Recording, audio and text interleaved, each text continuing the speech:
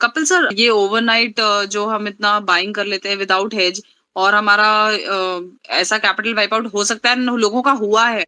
तो इसके लिए apart from hedging do we have any other strategy apart from hedging, जैसे कि हम लॉट साइज कितना कम कर सकते हैं, या आप जो कैपिटल से ट्रेड कर सकते हैं उसका कुछ परसेंटेज आप कैसे मैनेज कर सकते हैं, मैक्सिमम गेन ना लेने की जगह रिलेटिवली कुछ ऐसा प्लॉटिंग कर दें कि जिसकी वजह से हमारे जो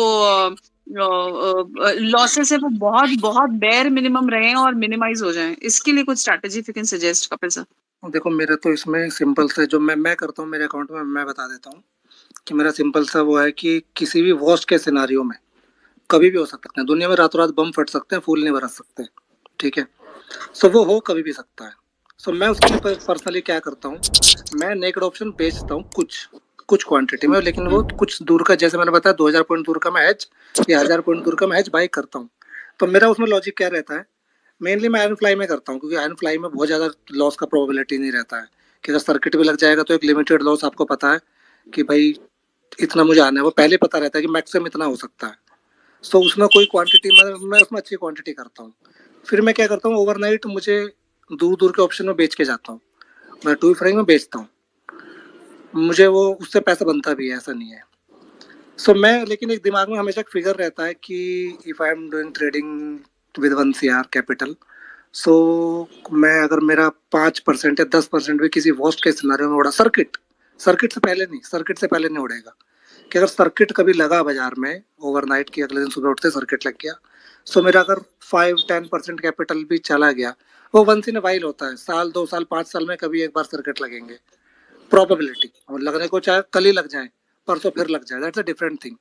बट मेरे अब तक के जब से मैंने देखा, मैंने अभी एक ही सर्किट देखा है डाउन वाला निफ्टी में। सो मेरा क्या रहता है कि मैं उसके बाद देखता हूँ कि bank Nifty is trading around 37,000। सो मैं देखूंगा कि 2000 पॉइंट नीचे का मुझे पुट और 2000 पॉइंट ऊपर का कॉल अगर 50-60 रुपए का मिल रहा है,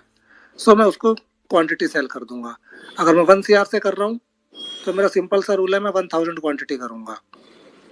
1000 क्वांटिटी नॉट लॉट।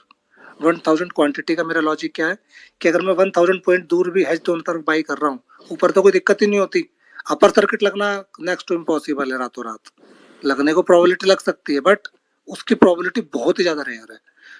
तो मैं उसमें मेंटली इसलिए प्रिपेयर रहता हूँ कि मैं वीकली उससे आधा 1% उससे निकाल लेता हूँ, आधा परसेंट आराम से आ जाता है, मंथ का 2-2.5% अगर आप उसको भी करोगे आराम से बन जाता है सेफली। लेवल्स उसमें भी आपको याद रखने पड़ेंगे कि किस लेवल के बाद किस साइड के ऑप्शन में नहीं बैठे रहना है, ये नहीं कि आंख बंद करके उसमें बैठे रहना चाहे बैंक निफ्टी 2000 पॉइंट भाग जाए, वो भी नहीं करना है। सो उससे 2-2.5% अगर निकलता है, मेरा ये असेसमेंट है कि अगर साल 2 साल में कभी 10% चला भी गया, so I am okay with it, मैं उसके लिए मेंटली रेडी हूँ। अगर मैं हर मंथ उससे कुछ ना कुछ ले रहा हूँ, सो 10% का मुझे कोई दिक्कत नहीं है, आई कैन हैंडल इट। सो मैं 1000 पॉइंट दूर हैच बाई करता हूँ, तो 1000 क्वांटिटी पे अगर 1000 पॉइंट का भी लॉस होता है, so it will be A 10 lakh loss, और 10 लाख मेरे कैपिटल का 10% से ज्यादा नहीं होगा, कुछ तो मुझे बाइंग में भी आ ही रहा होगा, कुछ अपर अपोजिट साइड से भी 10-20-50 पॉइंट आ ही रहे होंगे।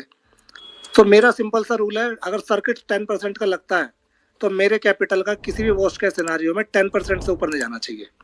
मैं इस रूल पे चलता हूँ ओवरनाइट के लिए।